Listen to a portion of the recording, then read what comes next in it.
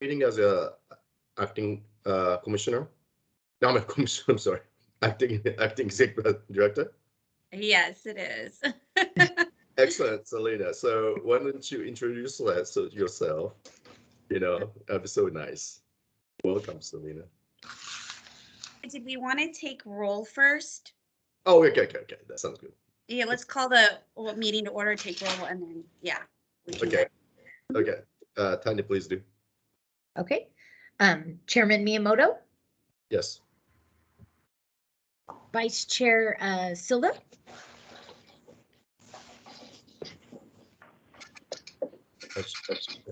Said here. okay, sorry. Commissioner Ken Cooley, represented by Nestor Lopez. Here. Commissioner Ida Claire, represented by Diane Gould. Here. Commissioner Garnes. Here. Okay. Yeah, sorry about that. No problem. Commissioner De La Cruz. Here. Commissioner Mark Gallarducci, represented by Lori Nazura. Here. Commissioner Kim Lopez. Here. Commissioner Maravelli. Here. Good morning. Morning. Commissioner Rabbit. Here. Commissioner Swayze. Here. Commissioner Tran. Here. And Commissioner Wells. Here. Roll call's completed. Everybody's here. Thank you, everyone. So I'll just go with the agenda then first, then make introduction of Celine and at agenda number 3. So first, agenda number 2 is approval of the Seismic Safety Commission December meeting minutes. Everybody received that, and do you have any comments or discussions or questions to this? There was one amendment that we needed to move Commissioner Maravelli to the absent. She was in the present, so that's the only amendment that I received for the minutes. Oh, okay. Thank you, Tanya. Any other discussion about this? Okay. Move approval of the minutes as amended. Thank you, Commissioner Silva. Second, Rabbit. Thank you. So let's take the take a roll, Tanya, please. Okay. Chairman Miyamoto. Yes. Vice Chair Silva. Yes. Commissioner Ken Cooley, represented by Nestor Lopez. Yes. Commissioner Ida Claire, represented by Diane Gould. Yes. Commissioner Garnes. Yes. Commissioner De La Cruz. Yes. Commissioner Mark Gallarducci, represented by Lori Nazura. Yes. Commissioner Kim Lopez. Yes. Commissioner Maravelli. I'll abstain since I didn't attend the meeting. Commissioner Rabbit. Yes. Commissioner Swayze.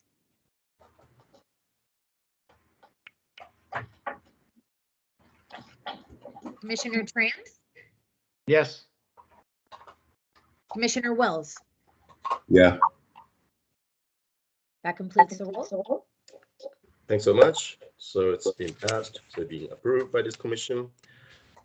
Agenda number 3, chairman remarks. So Selena. Hi, good morning, everyone. Yeah, so it's been an interesting year so far. A little bit about me. It's interesting because I was the newbie when I came onto the commission. In 2015, I came on as the legislative director. Prior to that, I had spent 10 years in the legislature as a ledge director and chief of staff to a senator out of LA. And so, you know, once he termed out, I decided, hey, I'm going to take a break from policy and kind of the supervisory role of staff, and I came to the commission, and now it's kind of full circle again as the interim. but everything has been really great. You know, I have been completely supported by Cal OES and their staff, helping us maneuver and transition with Dick being gone. I will tell you this, I do talk to him probably 3 times a day, and I ask him, does he actually want me to like fall off the end of the earth? And he just laughs at me. Last time I talked to him, he was like in Arizona. I think Arizona, and then he was going somewhere else. So he is definitely living the good retirement life. And so he obviously wanted me to tell everybody, you know, his best regards. And obviously he's been he actually, I should mention, Nestor will probably can speak to this. He received a resolution on the floor by Assembly Member Ken Cooley, which was incredibly thoughtful. And I know that he was super excited to receive it. He was there in person. So that was kind of really nice that Assembly Member Ken Cooley highlighted him in that fashion. So thank you again, Nestor, for like putting this all together. But yeah, it's been, like I said, you guys are wonderful. You guys have been very patient with us. So thank you so much, especially as we move through the appointment and reappointment process. But again, I have to really highlight, you know, Cal OES's staff for helping us and kind of guiding and supporting us through this. I should mention right now, there are only 3 of us here on the commission. It's myself, Tanya, and Ja. Mike Rill has ventured off. He has moved to another agency. So there's 3 of us rocking and rolling here, literally rocking and rolling. Again, if there's anything that we can do for you guys, you know, how we can support you, just, you know, reach out to us and we will do our best. And yeah, that's all I got this morning. Well, small stuff, but best stuff of the whole. Yeah. Right. Yeah. And welcome, Selena. And I really appreciate your leadership, you know, in this transition period. Yeah, Well, these are you've been providing really leadership big continuity. shoes to fill. I mean, Dick, I just never really comprehended the actual work that he does for the commission and the passion that he actually really did truly have. Yeah. And so, you know, I was very grateful that I had him as a mentor, and, you know, I've learned so much, and I find myself thinking like, I didn't even know I knew that. But, you know, it's just because being around him, and, you know, I was able to really transition smoothly into this position. So, yeah, I can't say enough about him, but Yeah. thank you guys. Thank you. Thanks, Selena. Just quickly, I know I gave you guys an update from a Haitian earthquake in August I think last meeting maybe. And just let you know today, United Nations Office of Project Services, you know, they complete assessment of 180,000 objects out there in the past 5 months, and which conclude their assessment phase. Assessment is consists of not only damage assessment like we do in California, but also a combination of repair assessment at the simultaneously for each household, see what's the cost and method of a repair. So that information is actually so critical for the reconstruction parts of Haiti for next phase of training and so on. So that really, you know, tells me that what we do in California is so critical. Just working with the OES, and especially the you know, right after the disaster happens, how actually the assess and categorize damage. That's definitely under the leadership of OES and all the counties. I think that's just a very, very critical components of that response. So I just want to kind of tell you about that. And that part of it done in Haiti, that's gonna just help them tremendous amount for next coming year here. All right, so let's go to the agenda number 4, which is the chair and the vice chair nominating committee. So as you know, the chairman and the vice chairmanship is last 1 year. So myself and Cindy's term is ending, and we are looking to set up the new or existing chair or vice chair to be nominated to. So to do this, we need to set up the actually committee. And so let's see the Tanya, you want to kind of go through details? Yes, yes. Actually, I'm just gonna go overview of the process and just give you a little historical background for the new membership. So since 1994, SSC had a policy on elections of officers that states that annually they need to appoint a nominating committee for its membership to elect a chair and a vice chair. So all commissioners except the two commissioners on this nominating committee can apply as candidates for the chair and the vice chair. Interested commissioners that are wanting to, participate should submit their applications, which we have a statement of qualifications that has questions that you would respond to, and you would apply at either the chair or vice chair position. Once you submit those applications, you can turn that into me. I'll give you the deadline that we're looking at, which is about March 21st of 2022. And then also you can see on the cover memo that you received in your packet, we gave a proposed timeline of, the dates that we're looking to, do the interviews and obviously select those two chair and vice chair for those positions, and hope to give you an update by the May meeting. So with that, I know that Commissioner Garnes has, had interest in being on the nominating committee. So we just need one more member in order to finish that up. Yes, so this nominating committee members, or two people, right, will not be able to apply to these positions, correct? Yes, they would Okay. not be interested in applying for chair or vice chair. Okay, so we're looking for one more volunteer. Just let you know that I'm not planning to reapply to the chairman position, anticipation of a lot of travelings that are happening this coming year. So just let you know. So I do need one other commissioner to be brave enough to be in this nominating committee besides the Commissioner Garnes. Anyone? And we also encourage any of the new commissioners to participate as well. Just to let you know, staff is here to assist you and help you through the process. So definitely don't feel because you're new to the commission that, you can't sit on this and participate. No one? If you need someone to do it, I'll do it. But I like I said, if somebody else wants to do it, that's fine. Cool. Okay, so we have Commissioner Garnes and Commissioner Kim Lopez at the moment, unless there's any other individuals willing to volunteer. No, I think two is good, right? Yeah, Yeah. we Oh, can do fantastic. two, yeah. Yeah, that's great. Okay, Commissioner Lopez, Commissioner Garnes, thank you so much. So you are appointed to be the this committee, and Tanya is going to definitely give you much more details, and we'll carry on. Thanks so much. And then, as I mentioned too, I will be sending out after the meeting today, I will be sending out the application to all the commissioners. So those interested, you can turn that in. And as I mentioned, the deadline's going to be March 21st to get those applications in. And then I showed the timeline of how we'd like to get things completed by the next May meeting. And I think Chairman Silva, she had a question. Perhaps you should let the group know when the new chair and vice chair would be taking, assuming their new roles, what the term of office is. That would be after the election at the May meeting.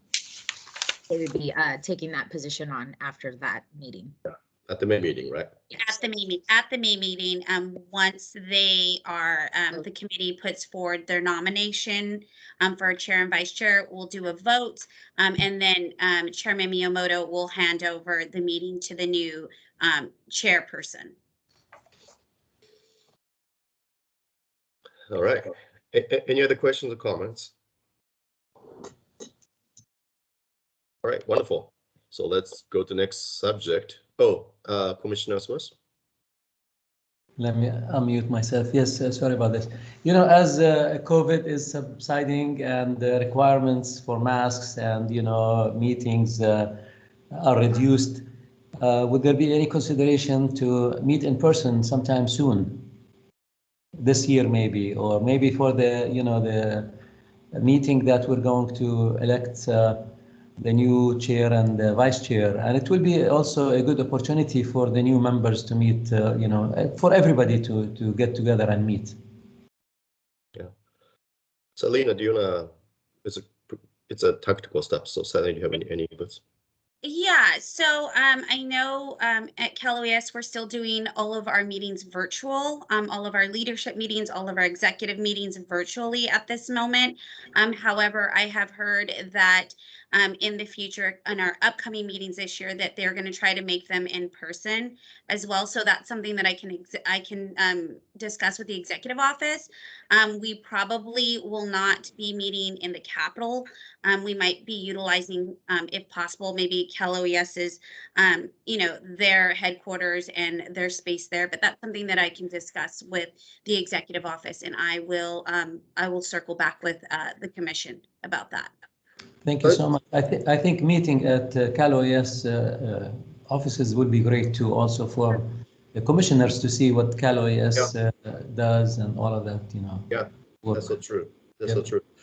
Sonia, is that possible to make like a hybrid options and stuff like that? Because I know some commissions may have difficulty to make a trips or. Yeah, that's something that we can look into. I mean, now that we kind of been in this virtual space, I'm pretty sure it's something that we can accommodate if it, accommodate. I mean, I also know that having it virtual has also allowed us to have a lot of participation from outside the commission, general public, other state agencies. So, yeah, that's something that I think we could do. But again, I'll circle back once I get get more details through the executive office. Yeah, I think that's definitely that we should take advantage of both, right? Both by in phase to kind of build a relationship. I think that's really, exciting, actually, quite frankly.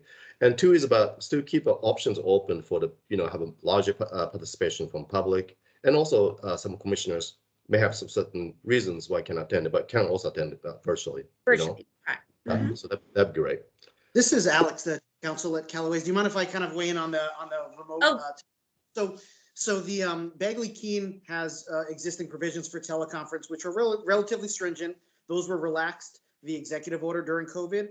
The legislature extended those protections through the end of January of 2022. So they had expired. Prior to their expiration, the governor extended during the Omicron variant through the end of March, these relaxed teleconference provisions. But barring any additional extension or action from the legislature, I think we can expect that our next meeting will be subject to the regular Bagley-Keene rules, which Chairman still allow for teleconference, but each location would have to be made public. It's a little bit more stringent than we've been doing for the past 2 years. So just to put that on folks' radar, but there still will be an option to have remote participation subject to those rules. Okay, very well. Thanks so much. Appreciate that information. Okay, Commissioner Sylvester, do you have any other comments? You got hands up. No, you're off hands. All right. So it will be agenda item number 5. Common curriculum. Lori, are you in attendance here? I am here. Can you hear me? Oh yes. Hooray. First, I want to give a huge thank you to Tanya, who spent a lot of time with me yesterday coaxing my Mac through accepting Teams. Some of you may have had similar experiences. So now we will see if all of that hard work paid off. Now the pressure's on for me. Thank you. Yep. Can you see my screen? Yes, we can. Yes. Oh, hooray. And the PowerPoint. That was our issue yesterday. Yep. That was the issue. Now we will see if I can play it. So phew, that is a huge relief. Everything else is now all downhill. So first, let me say a little bit about myself, because I believe almost all of you are new to the commission since this project, the Camel Curriculum Project, was initiated and completed. So I began at what was then Humboldt State University and what is now Cal Poly Humboldt. In 1978, I retired, became an emeritus professor about 7 years ago now, but I continue to have contracts and work very closely with Cal OES on both earthquake and tsunami outreach and preparedness issues. So I knew Dick from the late 80s. He was very instrumental in making our first Living on Shaky Ground publication become a reality.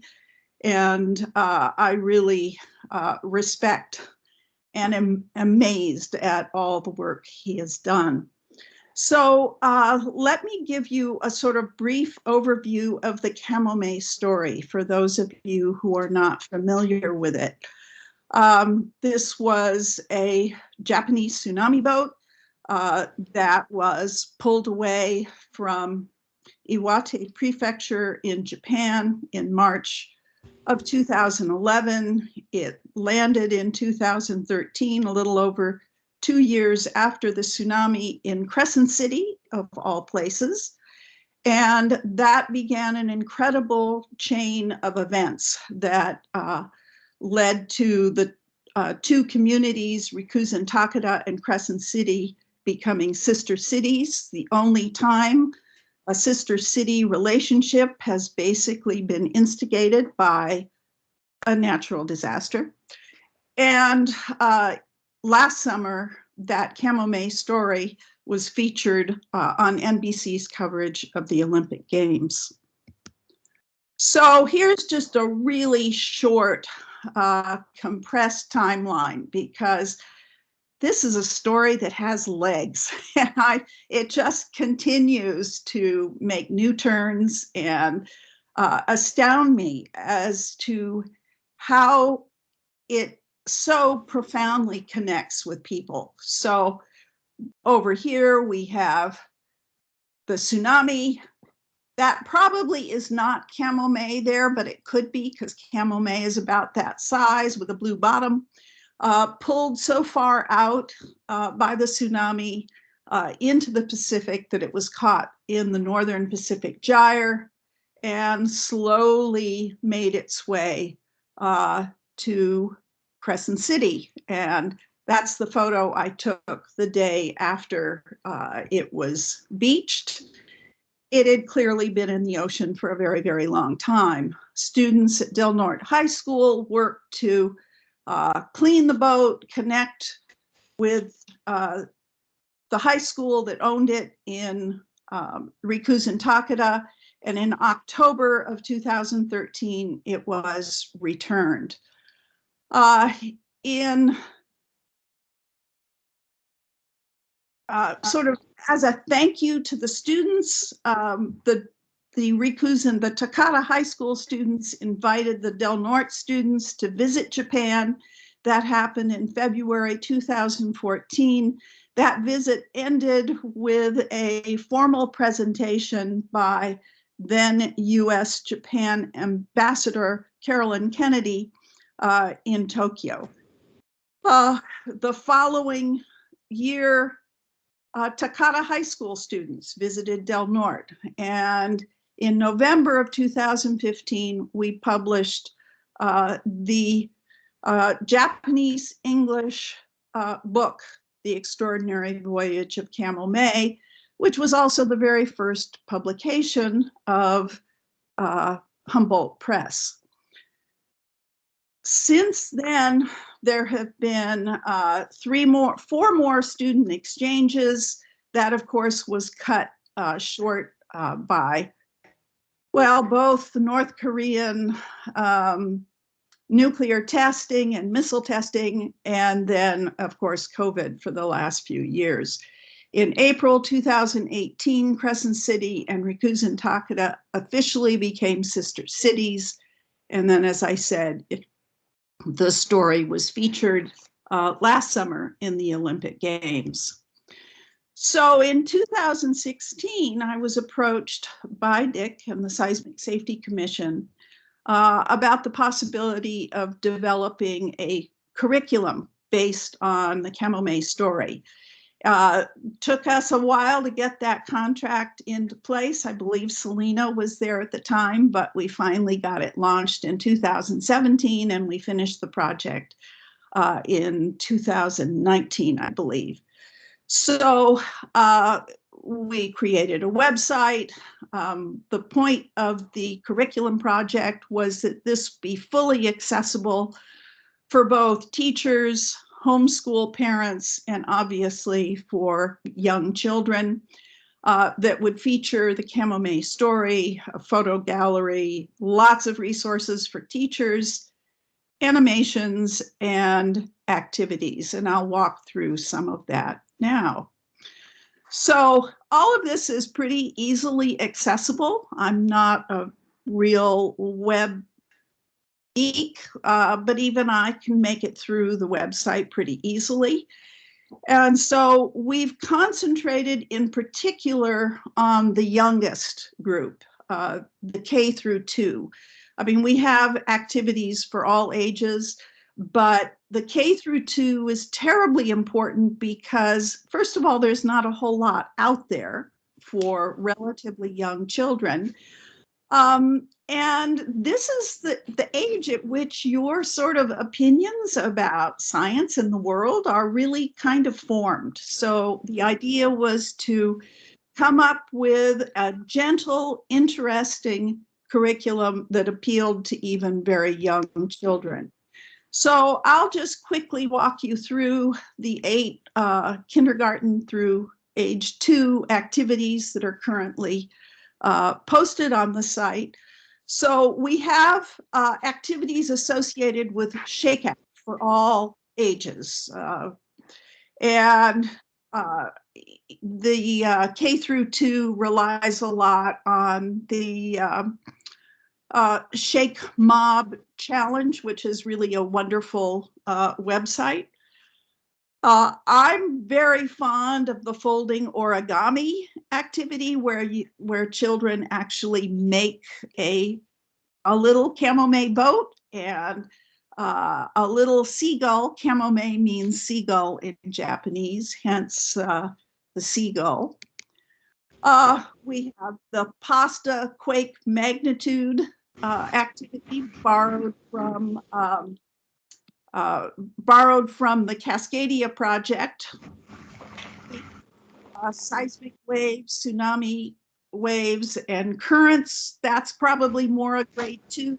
It is kindergarten, but introduces geography and the concept of time, distance, space. The very youngest children can certainly enjoy the coloring book. So here's an example of where you color in the kinds of things you might want to put in an emergency kit. And we suggest that the children add something that they would want to put in their grab and go kit as well. The wave is perhaps my favorite of all. This is a Japanese folktale that's based on a real event. This was in the 1800s. I think it's 1854.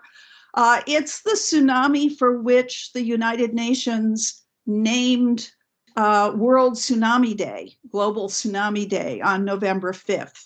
And it recognizes the old elder in a village who set the rice harvest on fire in order to draw the villagers away from the beach and up the hill. And it's absolutely delightful. I strongly recommend that you take a look because you'll like it too. An ABC book, again, with the Camomay theme. So we've put in a lot of preparedness issues like D is for drop, cover, and hold on. And tsunami heroes and heroines.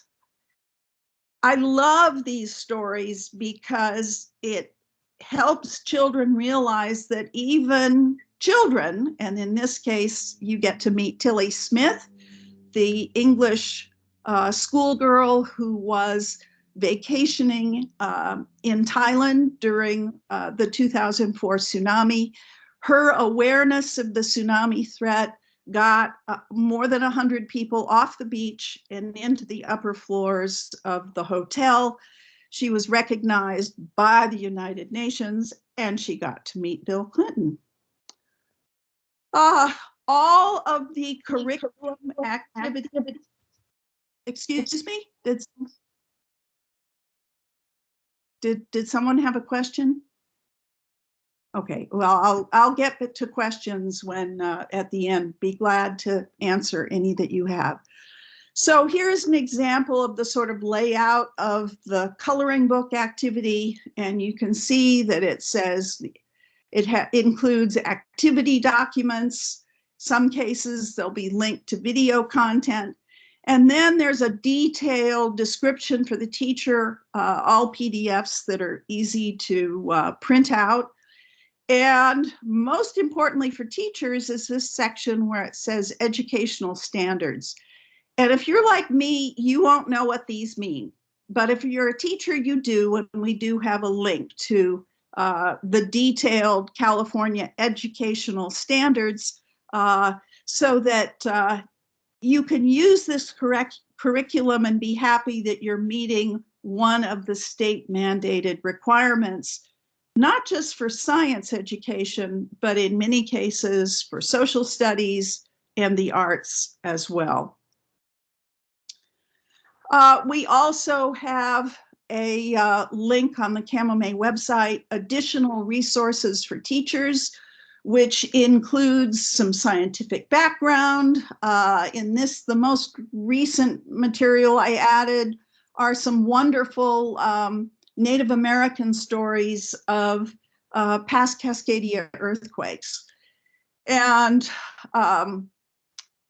it also includes podcasts, links to the Not My Fault Time Standard column. I write a column almost every week about earthquake and tsunami issues. We have links to post-tsunami survey blogs, and I post every day a 2 to 4 minute update on global seismicity. One of the most difficult things with a curriculum or any project is getting it out. And so we were able to donate copies of the CamoMay book to every school library and every second grade classroom in Humboldt and Del Norte counties. If you want to get something out, get it to the librarians. So what is the value of using the CamoMay story? Well, people get really tired of disasters, especially in this COVID era. And we know that fear is a really bad way to motivate people to take preparedness actions. So CamoMay is interesting. It pulls you in. It's positive. It actually makes you feel good at the end. And this is where we want to start, especially with young children, and to get them interested. Earthquakes, tsunamis, different cultures. It's easily adapted to the classroom or homeschoolers, and it's cross-curricular. It's not just a science curriculum.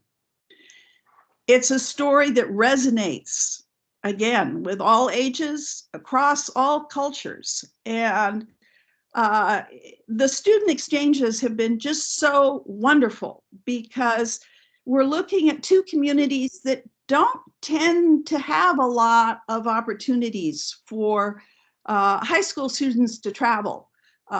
Crescent City is not like San Francisco schools where a lot of students have opportunities to travel. And similarly, Rikuzen Takeda is a place remote where very few of the people in the community and certainly the students travel. And it's a wonderful way to teach science because the geologic settings are so similar between Japan and where we are. The book is now available in 8 languages. So the first 6 editions were all paired with Japanese. And I thought that was nice because, you know, chamomile came from Japan.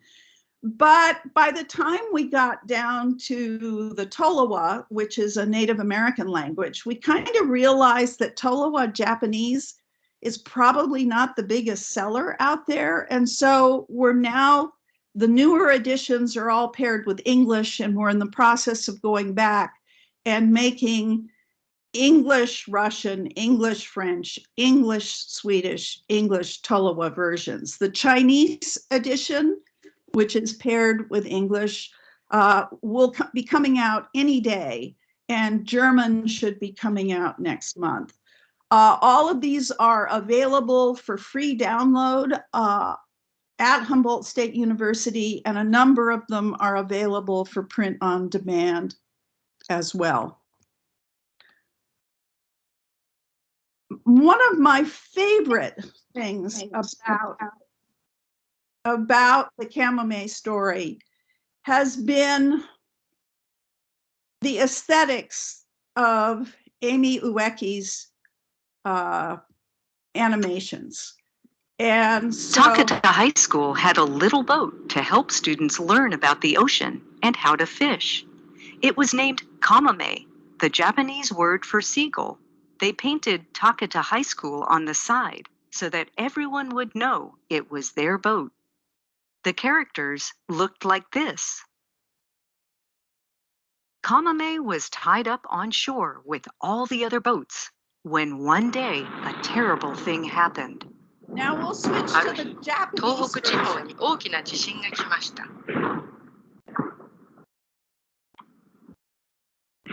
その後、大きな津波も来たのです。津波で陸前高田のたくさんの建物や車や船が流されました。日本で起きた地震でアメリカにも津波が来ました。クレッセントシティに津波が来たときは、陸前高田の津波よりも小さかったのですが、それでもたくさんの船が流されてしまいました。Now we'll switch to Spanish. Kamome y otras lanchas fueron arrastradas al mar por las olas grandes del tsunami. Kamome fue llevada lejos, lejos de la costa. La gente pensaba que la lanchita y todas las otras cosas atrapadas en el tsunami se habían perdido para siempre. El tsunami enorme volcó a Kamome. La única parte de la lanchita que estuvo sobre el agua fue su base azul. Kamome var helt ensam i det stora Stilla havet. Ibland råkade Kamome ut för svåra stormar som kastade henne fram och tillbaka, upp och ner. Stora vågor slog över henne. Men den lilla båten var mycket stark och flöt vidare. Bạn bè của Kamome bây giờ là chim biển, cá voi, cá heo, đủ mọi thứ cá và sinh vật sống trong biển. Vô số hào bám trên Kamome vào phần còn ngập trong nước, chúng dương cổ ra bên dưới. Bây giờ các chú cá heo và các sinh vật bơi lội quanh Kamome thấy Kamome lạ lắm và không biết Kamome là cái quái gì.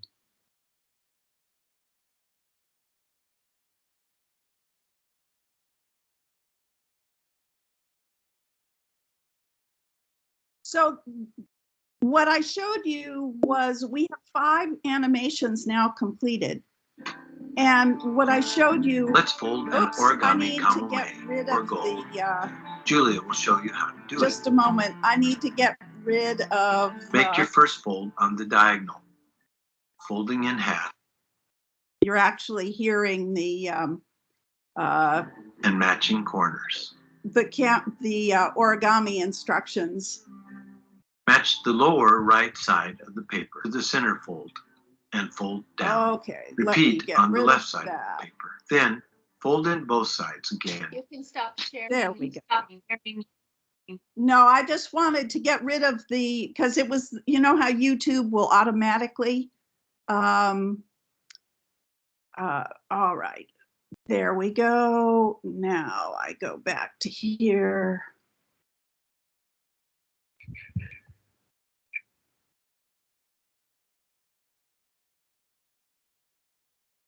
All right, so we have 5 animations uploaded on the website now, and I just showed you a pieced together example of all 5 to give you a flavor of how different the story feels in each language. But if you watch through, for example, the whole Japanese or the whole Spanish, it actually gives you, even if you're not fluent in those languages, you get a feel for the story and you see it differently than you do in English. We've also got a website with video testimonials on the Great East Japan earthquake. Anyone involved in emergency response, I really recommend taking a look at this. I'm not going to take the time now to go to to show them to you, but it's a great tutorial on the sorts of things you might expect if you're thrown into a tsunami situation. We have lots of additional resources on the Redwood Coast Tsunami website, where about every 2 weeks we come up with a new page. So we have a special page on the Great East Japan earthquake and tsunami. We have a virtual fair. We have Kamome Goes to the Olympics. We have a page on how to help prepare young children for earthquakes and tsunamis. The Taishu Maru, which is another tsunami boat that beached a year after Kamome, it's actually on display in Eureka. And then the most recent page was from the tsunami of January 15th. That resulted in a tsunami advisory along the entire California coast, and certainly some damage. The Olympic coverage was really exciting. Every year of an Olympic Games, NBC chooses a story to illustrate a special relationship between the host country and the United States. So about 3 years ago, I get a phone call from a producer who introduces himself as from NBC Sports. And I said, "Why are you calling me?" And then he explained that his job was to find what I call the heart-wrenching, the soft, the wonderful story that makes you feel really good about how these 2 countries connect. And I knew immediately he was talking about the Kamome story. They ended up doing a beautiful documentary on the Redwood Coast Tsunami Work Group webpage. You can get a step-by-step how to actually view it for free. It's still available on Peacock TV. We do a lot of work on social media. We have both a Kamome Facebook page and a Redwood Coast Tsunami Work Group Facebook page.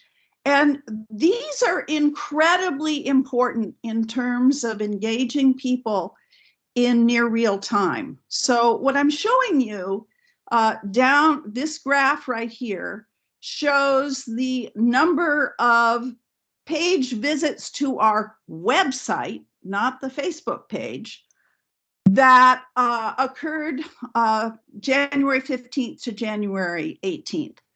These hits were almost directly related to the posts I started posting at, I think this was 5:30 a.m.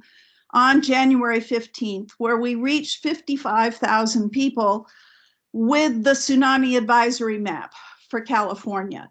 And in this, we have a link to, for more information to the website. Well, this shows you the best way to advertise and get people to start paying attention to things like what's a tsunami advisory, is to actually have one. And to do that, you really need to be there to provide that information as it is happening. We have a lot of links, and the 3 pages that these people were most likely to visit were official tsunami warnings, tsunami FAQs, and most importantly, the tsunami hazard maps, because that means people are thinking about, do I live in a tsunami hazard zone? What next? This is a project that will never be done because there always seems to be new things that we can do with it. So Chinese and German translations are almost complete. I really do want to find Tagalog, Indonesian, and Hmong translators, because those are important in California. And we're going to go back to all of the original versions that were paired only with Japanese and reformat them with English. We'll be animating all of the versions that are currently translated, doing animated versions. We want to review and update the current curriculum, the materials. There are certainly things that have happened in the last 3-4 years since we released it. We really do want to include some activities on earthquake early warning. And we need to boost the materials at the upper elementary through high school levels. We have a whole lot of other projects that some have been started. For example, we're right in the middle of doing a virtual video field trip of the Mendocino Triple Junction region. Next week, I go down to Petrolia to do some filming. In the next year, hopefully we'll be using some NEHRP funds to do a revised version of Living on Shaky Ground. And I have a PBS project that has been in the works for a couple of years, an hour documentary,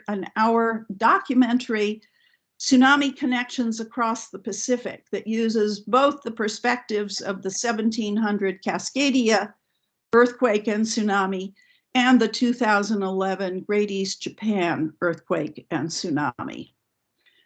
So this has been a project that has involved an enormous number of people and organizations. You will see the California Seismic Safety Commission down there. And each year we keep finding more organizations. The Weather Channel talked to me for 2 hours.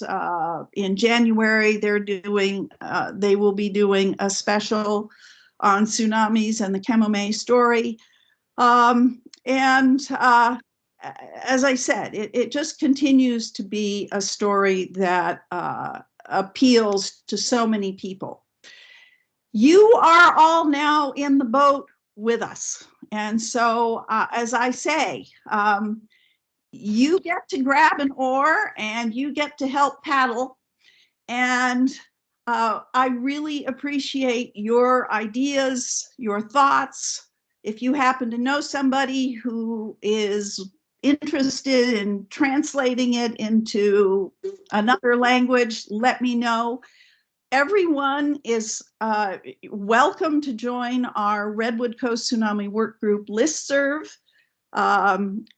Commissioner Garnes attended our last meeting. You don't even have to attend the meetings, but it's a good way to keep up with our activities and outreach. And please email me if you have any questions. And with that, I will open this for, hopefully I will stop sharing. All right, how do I stop share? Tanya, can you stop my share for some reason? Oh, no, there it is. I can do it right there. And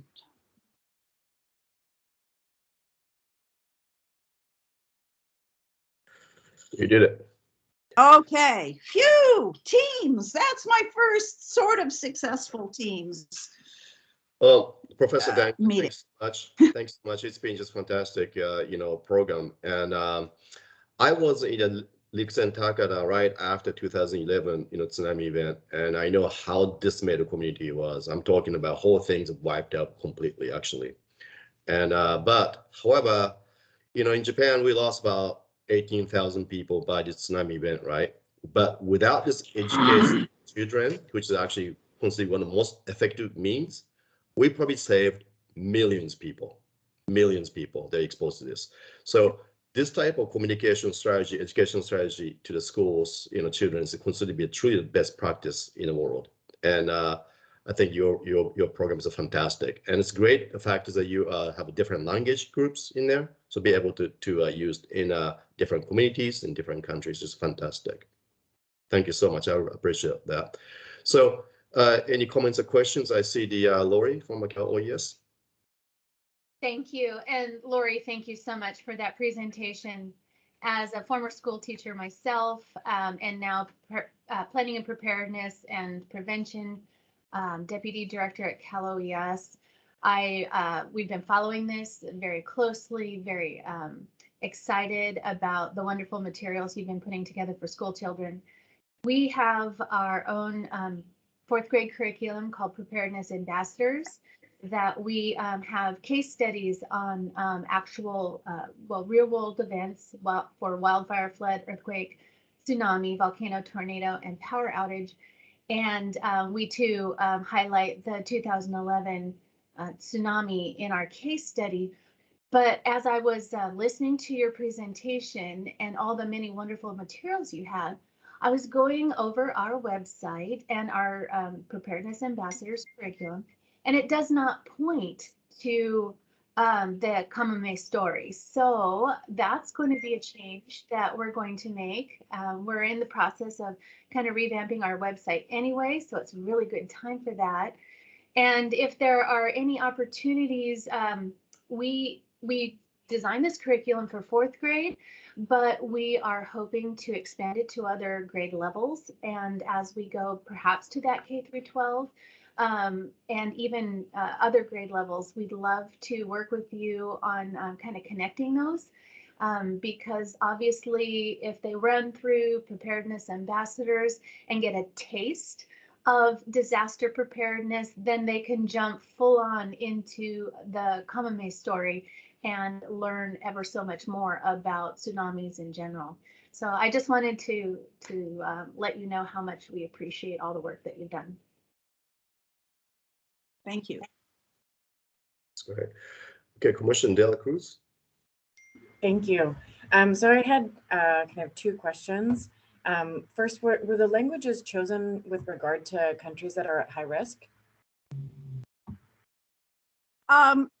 There were three considerations. The first was languages spoken in California. And the second was people I knew who were willing to do the translation without being paid. I lean very heavily on a lot of my friends. I mean, you have to realize this whole Kamame story is like 95% volunteer effort. And to me, I mean, yes, I don't mind the idea of hiring somebody to do, I mean, we certainly have had, we've paid people to do some things, but having someone willing to volunteer means they will be far more engaged with the story. I mean, to me, that's huge when you can get people to volunteer. So the reason I have Swedish and Vietnamese is because I have two good friends that are Swedish and Vietnamese, and they were really willing to help out. So I don't care what the language is. If somebody wants to translate it, absolutely, you're in the boat. As to countries at risk, 2004, Indonesia showed us that we don't need to focus just on countries at risk, because this was actually, 2004 was Sweden's worst ever natural disaster. More Swedish citizens, more German citizens, 39 Americans died in the Indian Ocean tsunami because we travel, and everyone needs to be aware of the tsunami threat. So yes, it's nice to be able to approach. I mean, getting Spanish was obviously our first priority after the Japanese English, because we have so many Spanish speakers and so much of the Latin coastlines are at risk of tsunamis. But I'm actually most excited about the Tolowa one, and I'm hoping we can get more of our Native American languages. Tolowa was fairly straightforward because the Tolowa people are basically one clan. We eradicated everybody else. There was really just one family, one clan that survived, one version of the Tolowa language. Well, there are at least 11 Yurok clans that survived that have slightly different versions of the language.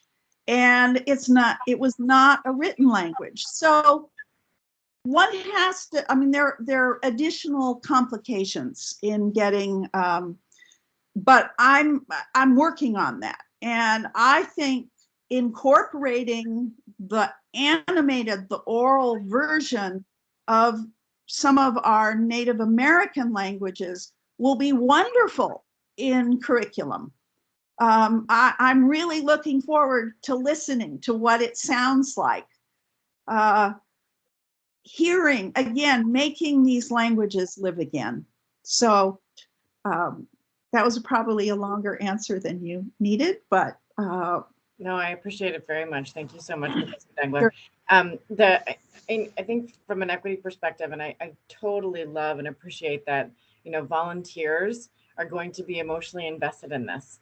Yeah. But what typically happens is that those communities that can't afford to volunteer may be left out in those situations. So I'd love to just see what other thoughts there are to reach into populations that may not have the privilege to volunteer, but still have the high risk. And so just thinking about how do you connect the dots between risk and the investment needed to address that risk. One more question, actually. I really appreciated Commissioner Nzura's, commentary around how to use this at a statewide level, how Cal OES can kind of, own this and push this right into their curriculum. And just wanted to offer, we've got Cal State, or California State Association of School Boards. We have lots of different other kind of statewide organizations in the educational field. And I think, sharing this with them and having this be part of what's available during the Great Shakeout is a great opportunity. And I really did love, that there are suggestions for curriculum for all grades that could be modified and continue to be developed. So I'm happy to support in that way. And if there's some connectivity specifically around, Sonoma County's local representation at CSBA and other statewide organizations, connecting the dots between that risk and also recognizing that we, as Californians, need to all have this information in our brains and in our families. So again, thank you so much for your work, and happy to support in any way that I can and at that educational level. That's great. Very good. Thank you. Commissioner Gans. Hi, Lori. I just wanted to thank you for being here. It was an excellent presentation, and how fortunate we are to have you in Humboldt, and how fortunate I am to have someone so close that I can learn from. I really appreciate you. And my spouse is the coordinator for an after-school program up here, and I saw this as a great way to get that story out, that program out, and to reach out to the other after-school programs, because there is an educational aspect to after-school. and that this is something that can be expanded out in our county for sure, and maybe, you know, other counties. So thank you so much for being here. Thank you, Commissioner Gans. Any other comments or Any questions? other questions? Commissioner Smith?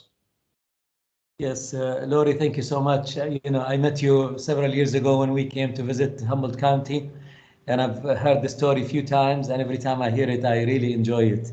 What a great tool to educate future leaders, you know, on the need to be prepared for emergencies.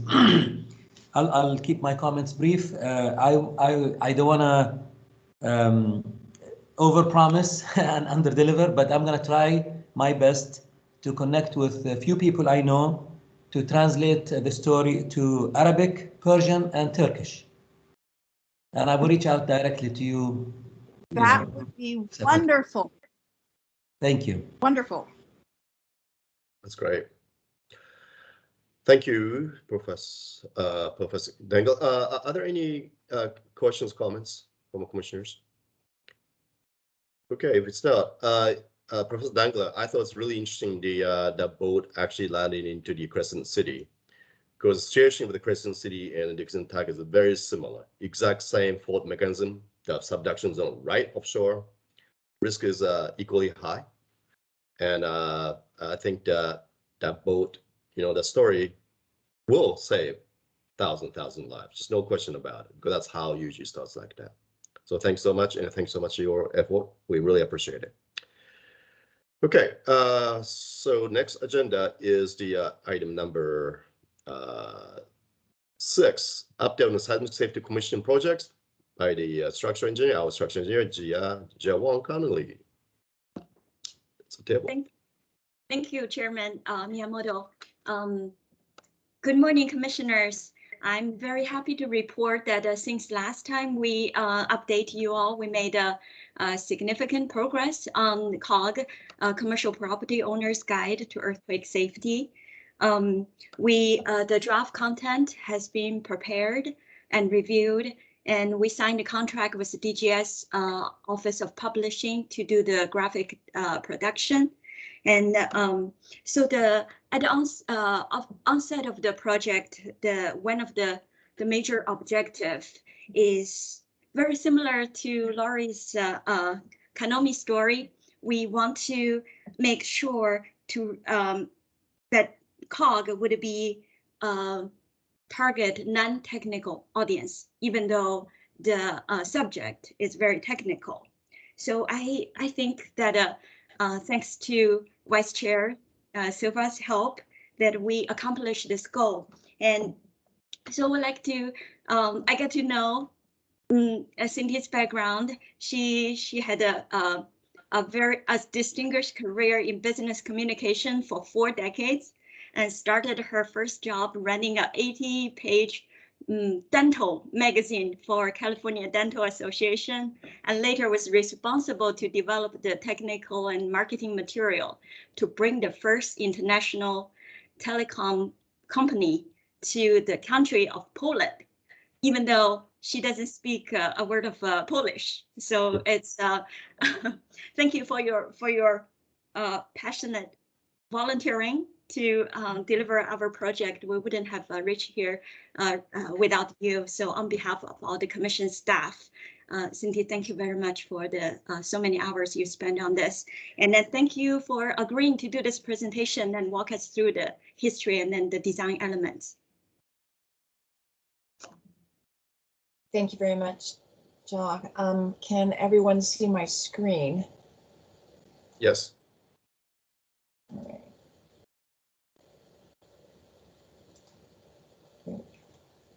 So as Josh said, we are working on the Commercial Property Owner's Guide, and what we're here today for is really to seek your the input of the members of the commission on some of the design elements and alternatives that we have. Really, we want your input as lay people, and because that's really what we are when we look at design, no matter what our technical background is, whether it's seismology, geology, architecture. In order to do this and be efficient in a few minutes, when we ask for your opinion on a couple of items, we're going to need you to vote. So Ja and I are going to do a little practice session where you're going to raise your hand feature, and this is only for our commissioners. So could you, Ja, do you have the participant list up so you can see who follows instructions? Yeah, you know, if the commissioners can turn on your camera, then I can see all of you on the big screen, and then you can either raise your hand or do the participation list, and I will stop video so I can see. Yeah, Cindy, you can start. If you can raise your hands, show us that you can do it. And is anyone on a phone where we're not going to be able to see your hand either through Teams or on the phone? Okay, so this is what we're going to do. So let's try a little test, and it'll be similar to what we're going to do in a few minutes. You have a choice of 2 vegetables for dinner, broccoli or green beans. How many of you would like broccoli? Raise your hand. Now please lower your hands. How many of you want green beans? And lower your hands. Ja, did everybody participate? Yes, I think some commissioners raised the hand on the without using the button. Sorry, my instruction was a little confusing. So maybe we should all just use the button. It's easier to count this way. Thank you. Thank you, everyone. As Ja said, we've been working on the Commercial Property Owner's Guide, the update, for about 3 months now. The last time it was published was in 2006. But let me go back a little bit, about 4 years to November 2017.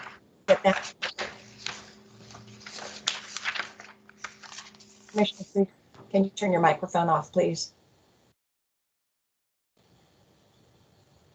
So when we did the homeowner's guide, we started in November of 2017, and it took us about 2.5 years really to update the 2005 version of the homeowner's guide to create the 2020 version.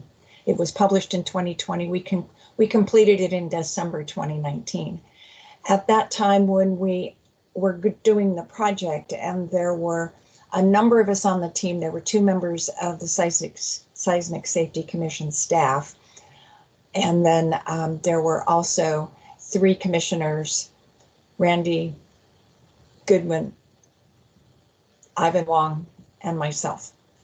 And what really our target objectives were multifold, to update and reorganize the technical content, but also at the same time to look at ways to enhance the overall guide to make it easier to read and to improve readership, because if people are not encouraged to read it, because if it looks boring, they're not going to pick it up. They're just going to fill out the form that's required by law and move on.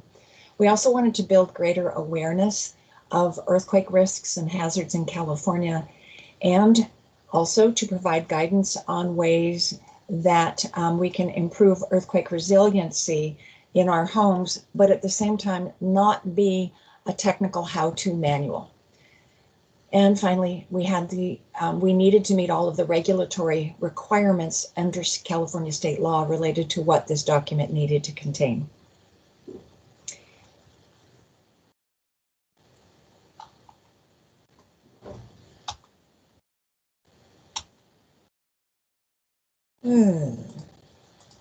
There we go. So how did we increase readability and readership? The original homeowner's guide from 2005 was actually a black and white document with a black photograph on the cover and a color background around the photograph. We turned it into a 4-color document. You can see here the bright blue and the green highlights. We also used color within the text. We went to 4-color photographs. We went and we created tables of contents through the document to help people navigate. We used icons such as this house up in the corner, or the hammer and wrench icon to indicate information about retrofitting.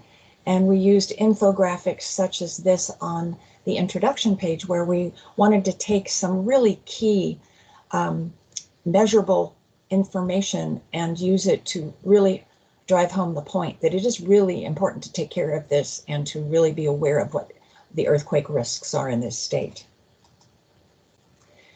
We also wanted to focus on the risks and hazards without being a technical manual. So in the 2005 version of the guide, all of the maps were in black and white. And so we converted the maps to color. We also brought in 4-color photographs to illustrate the consequences of a landslide and the consequences of liquefaction. So we moved from being a technical explanation of what it is, as if you were taking a college seismology course, and into the impact on homes in California. Finally, we recognize that this is not to be a how-to manual. The 2005 version of the guide was really kind of a hybrid. Sometimes it told you how to fix it, other times it told you not how to fix it.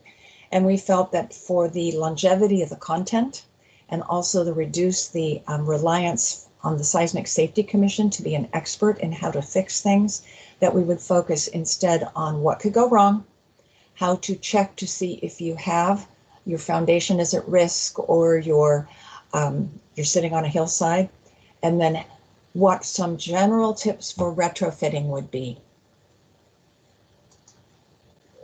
We also had to meet some regulatory standards in the homeowner's guide. We had to have content for the sellers of homes built before 1960 to comply with the state law. We also had to include this risk disclosure statement, which is required for sellers to complete if their homes meet certain age requirements. They have to complete this when they sell the house and provide this document to the buyer. And we had a page or two on relevant seismic safety laws without reiterating what the entire law says. So fast forward to about 3 months ago, and it was time to really pick up and update the Commercial Property Owner's Guide. As you can see, this document was very similar as for 2006 to the 2005 edition of the Homeowner's Guide. Black photographs, very simple cover color and no color on the inside, as well as all of the other elements that I talked about relevant to the improvements we made to the Homeowner's Guide were true in terms of this guide. We needed to improve readability and readership. We need to really create greater awareness of the risks and hazards of earthquakes in California, provide some guidance on retrofit and strengthening without becoming a how-to do it manual, and meet the regulatory requirements. We also decided that a goal would be that this should be a companion to the Homeowner's Guide, so it should be complementary in some content as well as complementary in structure and look and feel. As Shaw said, what has happened so far in the last 3 months is we've updated and prepared the content, the draft content, which has been reviewed by subject matter experts. And that draft content not only includes the text, but also photos. And we've determined what pieces from the Homeowner's Guide could actually be reused without rebuilding them, which saves us time and money. Oops. And we have also developed the graphic design, a framework for the graphic design, which is what we're going to seek feedback from all of you today on. And our target completion is that you will have the final version of the Commercial Property Owner's Guide 2022 edition for us to review and approve in the July Seismic Safety Commission meeting. So what we need to get your input on today are colors, icons, and the cover photo and layout. So we'll start with colors. So as I pointed out in the Homeowner's Guide, we had bright colors in it. We had the base or primary color was a bright blue, and the secondary color that we used throughout was this green. So the graphic design team at the Department of General Services has given us three color palette choices that are similar in nature to the blue-green. The three primary colors are red, orange, or what I call a teal, dark teal green or a dark forest green. These are the secondary or complementary colors. So let's see how this plays out. These are 2 pages in the Commercial Property Owner's Guide with the dark green palette, and it uses the orange as secondary colors. You can see the dark green is not only in the sidebars, but it is also used in key headlines. The orange is used in rules, horizontal rules, in the tables of contents headers, and also in the infographic. So the next option is the orange palette, and this is orange with green as the complementary color. And the third one is the red palette, in which the green and some of the orange are also being used. So this is where, this is not a test, there is no right answer, but we need to pick between the green, the orange, and the red. And this is how we're going to do this. This is called paired weighting. And I'm going to ask you 3 questions, and you're going to vote. I'm going to first ask you to compare the green and the orange. Then I'm going to ask you to compare the green and the red. And then I'm going to ask you to compare the orange and the red. And in the end, you will have, by doing this paired comparison, we will come up with if 13 of us are voting, actually 12, because I won't vote on this one. And if 12 of us are voting, there will be 36 votes total across the 3 questions, and we'll be able to see which one of these is preferred. So Ja, you ready to go? Everybody ready? So we're going to ask you to raise your hand. The first question is looking at the green versus the orange, just the green versus the orange.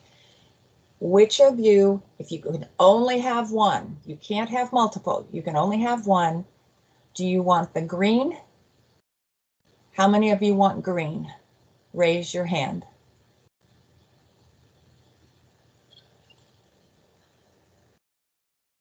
Ja, let me know when looks like everybody's done and you've counted. Yeah. All right, so lower your hands. We're going to assume that the rest of you prefer the orange between those 2. Now let's go to the green versus the red version. Raise your hand if you prefer the green.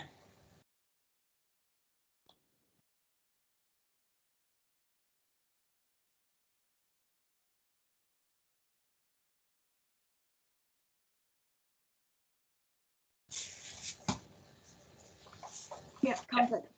Okay, we assume the rest of you want the red. Now we're going to the orange versus the red. Raise your hand if you prefer the orange versus the red. Orange, raise your hand.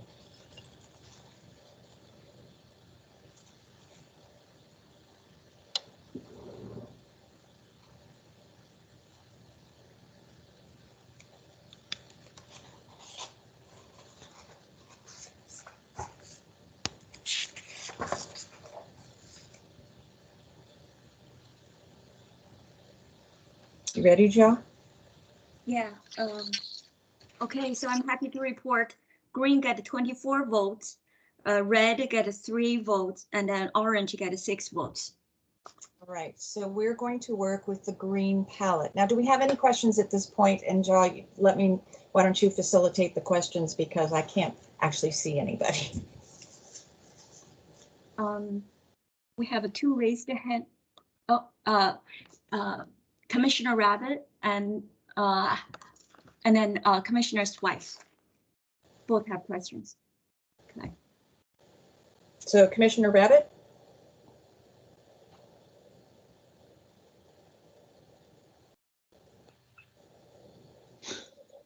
Actually, I don't have a question. I'm having a difficult time raising and lowering my hand. Commissioner Swice? I lowered your hand for you, don't worry. Commissioner Swice, did you have a question? Yes. maybe I misunderstood the vote, but I thought, you wanted first to vote on the green and then the orange and then the red.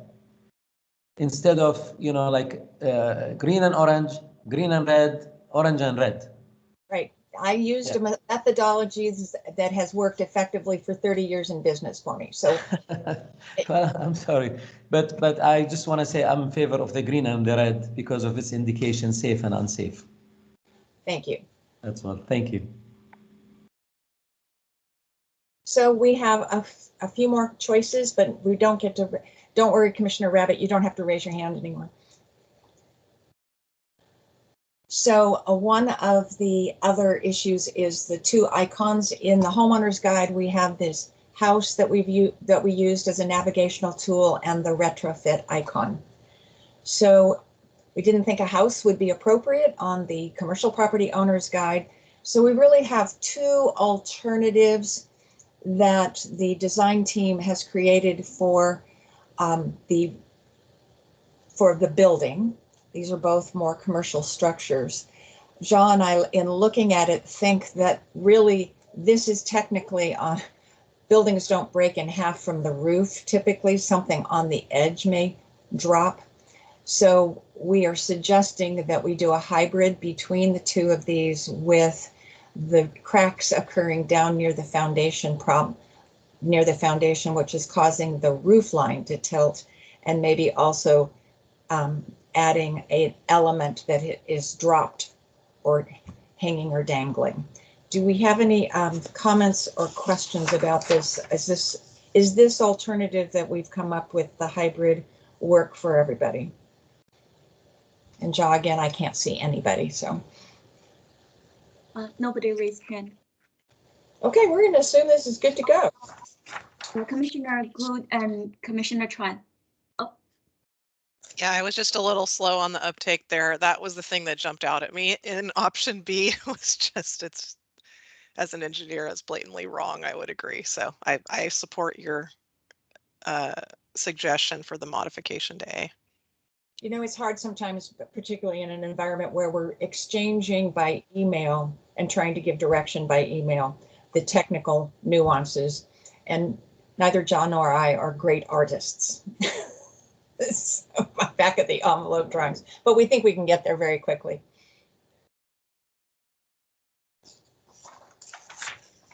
The other icon from the homeowner's guide was the, it appeared in the footer on key pages where we wanted to say to the homeowners that were reading the homeowner's guide, if you want to retrofit, we have more information on generally how to do it, how to contract with a contractor, building permit requirements, etc., was at the back, toward the back of the book. And we used an icon of a hammer and a wrench. And John and I both thought that the hammer and the wrench tends to imply more do-it-yourself. And so we, with the help of the DGS graphic design team, are suggesting a hard hat and a set of rolled up plans for the want to retrofit, because we are focusing more on commercial properties in this. Is anybody have a problem with that suggestion or comments on the hard hat and the rolled up plans? No hands raised at this point. All right, thank you very much. The next one. So if a picture is worth 1,000 words, the picture on the cover is worth 100,000 words. So this was the picture on the homeowner's guide, and it was big, it was bold, and it really emphasized tilted building, lots of damage to structural elements. So we have two photos that we have that Ja identified, thank you, Ja, for that could work on the cover, and we get to pick. The one on the left is a low-rise building from Napa, and it had this damage in the Napa earthquake in 2014. The building on the right is from the Northridge earthquake. It is it's probably 6 or 7 stories based on my guesstimate. I can't see the bottom portion of the picture. And it was from the 1994 Northridge earthquake. Both of them will work in a cover layout. and which is why we picked them, because they have a tendency to both work vertically. So we need to decide which one we prefer. So you get to use your raised hand feature again. How many of you think the Napa photo would be a better cover photo? Please raise your hand. Can I just ask a quick question? So this is not the commercial property guide. This is the homeowner's guide. This is the cover of the homeowner's guide. No, this is the commercial property. Okay. This was the homeowner's guide. So I Yes. was showing you here how a house fit on the homeowner's guide cover. Absolutely. Okay, got it. Thank you. So how many of you prefer the Napa photo? 4 votes. All right. And the rest of you prefer the high rise from Northridge or mid rise from Northridge? All right. Then what I'm going to show you is the next slide.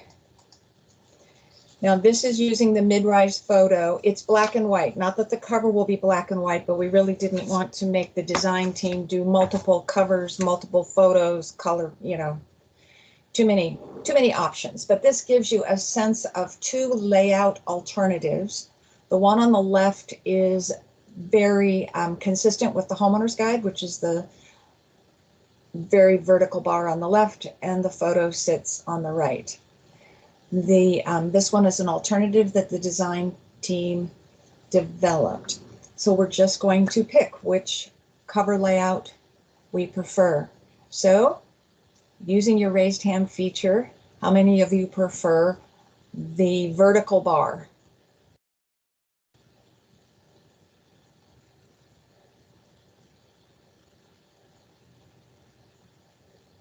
Seven votes so far, 8. And how many of you, okay, so we'll assume the remaining 4 of you prefer this. So it will be the vertical bar, which is the most consistent with the homeowner's guide and actually better emphasizes the photo. Given the photo that you all prefer, this the mid-rise photo is actually easier to understand visually using this layout alternative. And I will now open it for additional questions.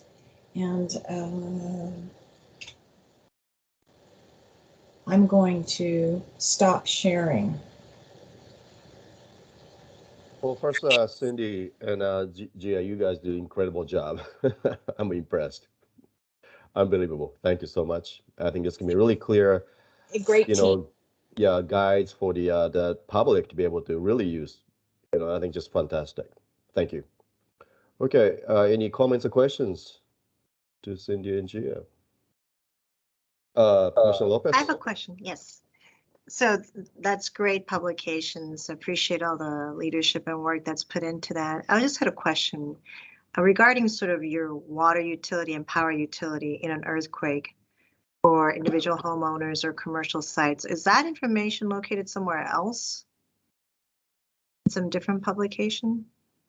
Help me understand a little more what content you're talking about. So for example, I know this is not emergency preparedness, but this is an event of an earthquake, things that people should think about. So it's just like you want to make sure you have sound foundation. You want to make sure you have ample supply of water. You need to know how to shut off power so that if your house is crumbling or whatever, just in the emergency. And same thing with your water. If the pipes break and all of that, boiling water or making sure that you have sufficient supply of water, having information about utility provider, and especially for commercial sites, you're talking about hospitals, you're talking about medical centers, and what are some of the things that they should be aware of. We know that not all hospitals have a storage of water. And so what do they do? What should they be looking for? What kind of coordination should they have in place with their utility? Things along that line. I just wondered if that was located somewhere else. I'm not the expert here. This guide is not designed to be the emergency preparedness. That falls into other arenas. We do some, Ja, if you want me to share my screen, I can show them what is in the homeowner's guide that is it's about 3 pages. But I think there are other publications either through OES, et cetera, that take on that responsibility as well as with the USGS? Yeah, Commissioner Lopez. So we do have a like you mentioned, we have the some information on preparedness, but then what we do more is to reference other more comprehensive resources on the get the preparedness kit. And then your comments on the water supply, we added a session on the fire following earthquake scenario because this has been a concern following the research the commission had took the leadership over the years. So we added some commentary about make sure that locate the shut-off valves and then try to avoid the fire scenario and some precautions that the property owner should take. Great, thank you. Thank you for the comment. Thank you. Anything else to add for this? No, I appreciate the new perspectives. That's really, it's very helpful.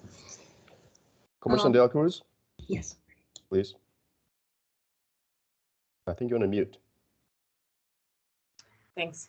I'm used to Zoom. I had a similar question to Commissioner Lopez's, which is if there are existing and other resources related to preparedness and to kind of disaster behavior, how are we connecting the dots between this guide and those guides? And then even in the like providing a little bit stronger information that if your house is doing these things, you should leave, right? Yeah. Yeah. Right. We do have a chapter to give the information about evacuation, and then we add information on earthquake early warning system to make sure folks can get prepared, and then as much as possible. And then also we have a tsunami evacuation information as well. But I think it's important for us to realize that these two guides, the homeowner's guide, which has been recently republished, and this guide are not the emergency preparedness and emergency response guides. These are documents related to the resiliency of the built environment. And I thought you were going to ask us how many languages we were going to put this in. Actually, what Commissioner Silver said was a really critical elements of it. You know, that disaster preparedness and response components are two complete subject matters, and to keep it direct and simple, you know, communication about resisting components. That's those documents about actually. And so thank you. And these requirements are specified in the law. So we're meeting, particularly for the homeowner's guide. Yep. Because the regulatory requirements during the sales process for homes built prior to 1960 and also related to some commercial properties as well. The other thing I would add that John and I have had a lot of conversation on, and also with former executive director Dick, was that in thinking of homes, the homeowners there's a variety of them, but we all own homes. Commercial property owners vary from mom and pops that own a single 2-story building that has, you know, their building in it, to major corporations and insurance companies that own large office spaces and shopping centers throughout the state. And so they have a different level of awareness and a different need. So we are cognizant of that, of really that this commercial property owner's guide is most likely to be used or helpful to the mom and pop who does not keep a team of engineers, architects, and seismologists on staff, or at least on speed dial. Thank you, Cindy. Are there any comments or questions to them? Okay, if it's not, well, thank you so much. I am so impressed, Jen Silva. I mean, you know, it's just unbelievable. Thank you so much. Really appreciate it. It takes a team. Sorry. Yeah, go ahead. Go ahead, Jen. Thank you. I'd like, Chairman, can I just update the commission briefly on UCSD shake table test? Yes. Okay, thank you. So we just, the contract has been negotiated and executed from OES side and the UCSD side. And now they just packaged up, send it to DGS legal for final review. 10 days turnaround time, 10 business days. So we are looking at hopefully within 2-3 weeks, we will have a fully enforced contract. And then projected, well, the first deliverable will be from UCSD to send us their design and the programs for the commission to review and provide input, so we can pull in the stakeholders to provide comments, including the OES fire and rescue team. So I'll keep the commission apprised. And so far we have had a very positive experience working with OES contract and procurement team. They are very competent and professional, so help us to expedite our contract process quite significantly. Great. Thank you. Thanks so much. Thank you. Thank you, Gia. Any questions, comments? Commissioner Garnes. Thank you. This actually goes back one. I was just going to ask if there was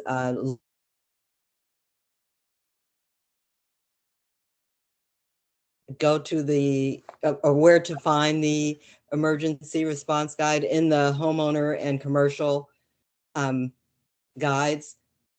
If there's like at the end of a link to how to find the emergency response, you know, written in the guide. Yes, we have link to reference to the source. Thank you. Thank you. Sorry if you had said that and I missed it. No, I didn't mention. I should have. Thank you for the comments. Are there any questions, comments? Okay, thanks so much, Gia. So next, agenda 7, Selena, Seismic Safety Commission reporting. Yeah, so in your agenda packets and materials, you should have received the 2021 summary report. This is a report that the commission does annually that highlights all of the projects that have either been completed, started, or in progress. And so if you could just take, obviously because of COVID, you know, we hadn't really taken on too many projects. So it's not complicated at all. Some of the projects that are listed in there are from, you know, the previous year. But if you all could take a look at it, if you have any edits or comments, can you please send them to me? I'm looking at March 31st as the deadline to have all comments. I have received a few already, so you know, thank you, Vice Chair Silva, for providing comments already. So that's one of our reports. Also, I just wanted to update, if you recall, we did the AB 100 annual report where we had CGS and Office of Health, OSHPD, which is now a new, they changed the title name. It used to be the Office of Statewide Health Planning and Development, and now it's the California Department of Health Care Access Information. So if you recall, we had those two entities come before the commission last year. We are packaging that final report to be submitted to the legislature and the governor's office. This year, we are on schedule to have the California Earthquake Authority provide a report along with Department of Water Resources. And those reports will come before the commission. I'm hoping possibly at the July meeting or even the September meeting, but we have reached out to those entities and we've gotten that process going. So those are the only two reports on my end. And again, if I could have any comments or edits to the summary report by March 31st, that would be greatly appreciated. So Selena, there is no more OSHPD? Well, title-wise, no. Wow, yeah. That's for structural engineers like us. You know, it's like a ground-shaking event. It's OSHPD. So how they call then? What's the Department of Health? It's called the California Department of Healthcare Access Information. Chairman, it's a short for HCI. That's how they call it now. What's that called? HCI? HCI, like, yeah, HCI. HCI? Yeah. I mean, yes, I think that's how they would, because I was thinking, do they call it Hicka? I'm not sure, but I don't know. I just say the full name. It's just easier that way.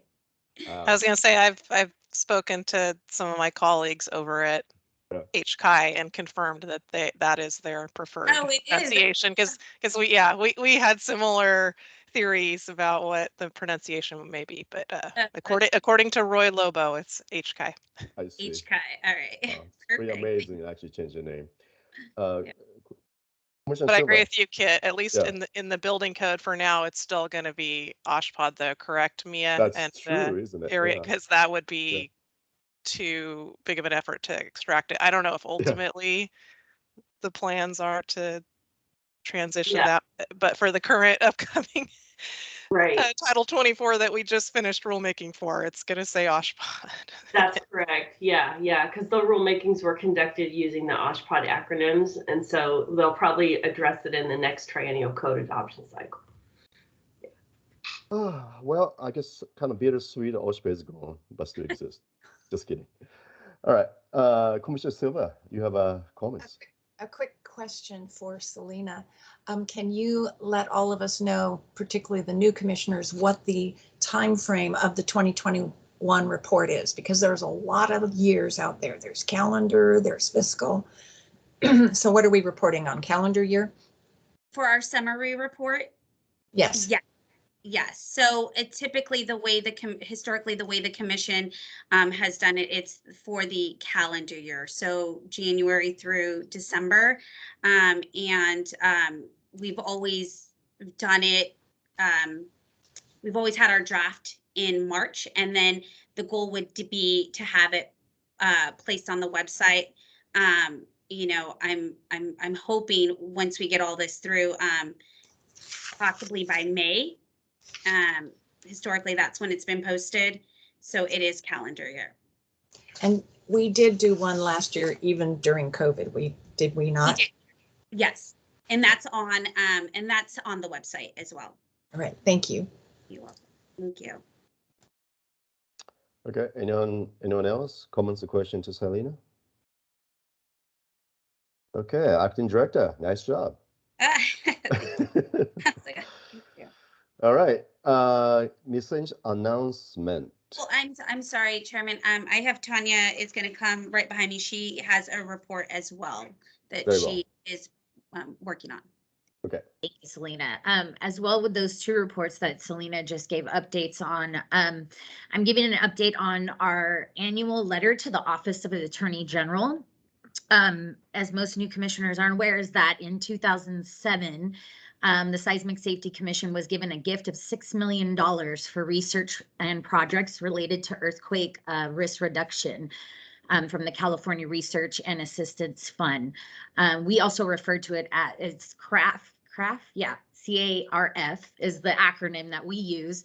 But also on the other end, we call it the Special Deposit Fund. So you'll hear us kind of use both of those acronyms or references. So the funding mechanism required us to actually submit an annual report to the AG's office, and that's what we've been doing every year. So this year we are reporting to them. We give them a letter, and in addition to the letter, we also show them what funds were spent during that year in a financial summary. For 2021, we did not have any projects that were completed, so there was nothing to report. But we actually have the two contracts that were spoken to about earlier, which Commissioner Silva and Ja had explained, and then also the shake table. So we're hoping those will be completed by this actual 2022. So we did mention that. To give you a total balance that's left from that initial $6 million, it's about a little bit under 2.8 million that's left in that total balance of the fund. So other than that, if you have any questions, I'll be happy to answer that. That finishes my report. Thank you, Tanya. Any questions, comments to either Selena or Tanya? Hey, Tanya, I have a question about Kamome. I know Professor Lori, she left from this meeting already. I was wondering if you can ask her to share that PDF, the PowerPoint presentations. I think that'd be fantastic to this commission, because that has a whole bunch of link information to those, things she had there. So that would be really helpful. Okay, the one that I'm sorry, that Lori had. Yeah. That Okay, presentation. I Yeah, do have exactly. that, so I can Oh. share that. I'll be sending the statement of qualification for the applicants for the chair and the vice chair, and I'll include that PowerPoint as well. I'm Okay. not sure if I'll be able to send it because the file is fairly large because she embedded that video in it. Oh, okay. So I'll try to figure out a workaround. If not, I'll let you guys know either way. Okay, great. Thanks so much. No problem. Thank you. Okay, so Ms. Sun's announcement. So are there any more announcements? Well, that's it. Tanya, Selena. You know, I'll give one quick a quick update. As I mentioned in my introduction, so Mike Arill he has ventured off. So again, it's Tanya, myself, and Ja that are, you know, doing all the work of the commission. And so I know that you know, if I don't know if anybody's submitting their per diem paperwork for this meeting. Tanya, do we know? Did we send anything out? We've had previous submissions, so we've forwarded those on. I know that the HR is still trying to process the RPAs as well, so I'm trying to get in contact with them in order to get that completed so that we can issue those per diem requests that have previously been turned in. Okay. But I also I can add that per diem form to the nomination of the chair and the vice chair when I send that out today. Okay, let's get those out, and then you can just send it back to Tanya and we'll continue working on that. Also, I would like to state that we are still in the we're still trying to finalize the recruitment packet for the executive director. We've been working with HR, Cal OES HR, to finalize the duty statements of qualifications, all of that stuff. So we're hoping that, you know, we'll get some real movement on the completed packet and maybe a date to start advertising. I'm hoping by the end of the month, if not early April. You know, HR within Cal OES is working really hard, and I know in some areas they've been a little short-staffed, so everybody is trying to recruit.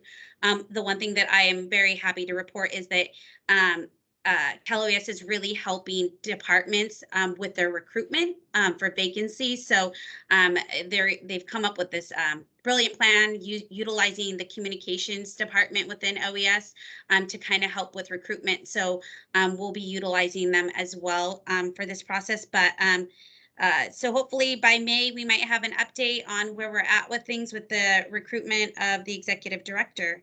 And I believe that is all I have for my miscellaneous update. Thank you, Selena. Any questions, comments to them? Okay, if it's not, final agenda is public comments. Any comments from public? Actually, before we do the public comment, I do have a couple announcements as well, Chairman. Sure, Okay. Please. So I just wanted to give you guys an update because I know we've been trying to give you guys a budget update, I think, for the last couple of meetings. I was able to get some updated information, so I wanted to provide that to you. I'm going to share my screen real quick. I did a little 2-sheet PowerPoint here. That'd be helpful. Okay. Just let me know if you can see my screen. Sounds good. Can you guys see it? Yep, good. Okay, perfect. Okay, so I just want to give you a couple of updates on the 4 accounts that we have here with the Seismic Safety Commission. We continue to work with you know, Cal OES accounting, their budgets team. Me and Selena, I think, probably become best friends now with them. We've met with them very often, so I'd like to thank them for continuing to meet with us. In addition to them, we've been also meeting with the California Department of Insurance as well, because that's another one of our funding sources. So to go over, our first funding source is the general fund. So for fiscal year 21-22, we received the budget of $315,000. So within that, since Dick had retired, his retirement was kind of embedded in that amount. They just reached out to us this week and had mentioned that we needed to sit down and meet with them in order to reappropriate some of those funds once his retirement's been paid out. So we'll be doing that this upcoming week, and I'll provide you guys updates when we get that. In addition to the general fund, our other primary account is the insurance fund, which is the California Department of Insurance that I was speaking with earlier. So for the fiscal year of 2021, they've closed out the books on that, and we have a carryover balance of $480,000. And so in fiscal year 2021, we earned about revenues of a little bit over 1.5 million. And then when we minus all the expenses from that, that gives us that carryover balance that I mentioned of 480,000. So for fiscal year 21-22, they're projecting that our revenues and assessments will be roughly about the same amount, just a little bit higher. In addition to that is, okay, there you go, is our special deposit fund, or the CRAFT, that I'd mentioned earlier. So the reporting that we send to the attorney generals about the balance and any projects that we do within the year, this lines up with this special deposit fund. Now, as you can see, the fund balance each year, it's at 700,000. So we only can spend 700,000 in a year for that fund. And if there is any additional money that we need, we would do a BCP in order to appropriate more funds for any additional projects. There were, like I mentioned earlier, there's no new projects that were completed in 2021, but we do anticipate at the end of 2022 that we'll have more projects completed using the special deposit fund. The last fund we haven't used in a while, but that's the insurance reimbursement fund. That's with our contracting that we have with the California Public Utilities Commission for any work that we've done to assist them. So any expenses would be paid out of that account. We don't have any, and we don't anticipate using that account at the time. So other than that, I don't have any other updates on the budget. I'll be happy to answer any questions that you guys have. Thank you. Thank you, Tanya. Any questions or comments from commissioners? Stop sharing. Okay, good. Nope. Okay, right. Hold on. Commissioner Fayez, yes. Commissioner Swartz? Yes, I know the last couple of years with COVID and, all the problems that everybody has been dealing with, as Tanya reported, like in 2021, we didn't have any projects. I'd like to, the commissioners to consider proposing new projects for this year. I don't think it will reflect, positively on the commission if we continue, without reporting, much projects. In the past, of course, we worked on, for example, earthquake early warning system. We worked with the JPL lab on several projects, and like maybe this is for the commissioners that have been on the commission for a while, like myself. Maybe we can go back and look at some of the work that was done and think of how we can continue to build on those past projects, maybe expand. There's a lot of work that we can work with JPL on, whether it's at one point we mentioned or we talked about using satellite to detect fires, early on, or do some assessment, for earthquakes or things like that. I think, any ideas that we can, bring to the commission meeting next time related to projects that we should invest in and work on that will increase awareness, improve emergency response with, related to earthquakes, that would be great. That's all I have. Thanks so much. I think it's great comments. I think that's something that we should definitely, explore, because we do have a funding to do that worthwhile projects for the state of California and people. Okay, any other questions or comments? to this group. I just have one more Yes. announcement. Just one more. All right, It's a baby one, a little baby, I promise. So I think all commissioners had received in January, you guys got a notification for your Form 700 filing from the FPPC. I want to send a gentle reminder again that needs to be completed by the deadline, which is April 1st of 2022. I appreciate everybody that has done it already. For those that haven't, there are two options to turn in your Form 700 filing.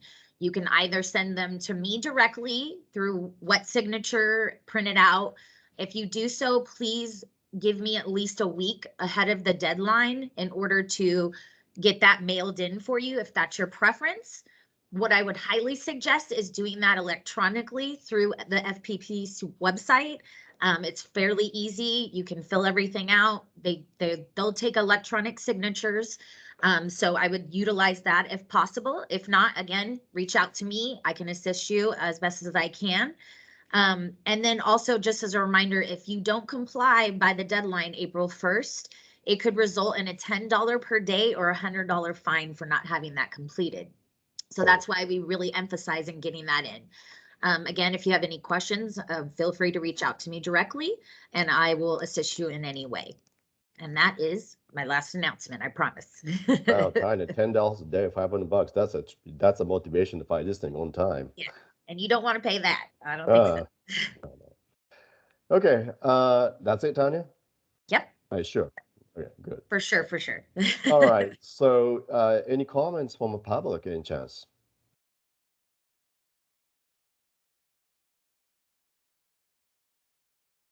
No comments from public. Okay, so if that's the case, if there's no objections, I'd like to adjourn this commission meeting. And we are right on 11 a.m. This is my last duty as a chair, and it's always on time today. Great job. All right, thanks so much, everyone. Thank you. Bye-bye. Bye. Take care. Bye-bye. Thank you. Bye.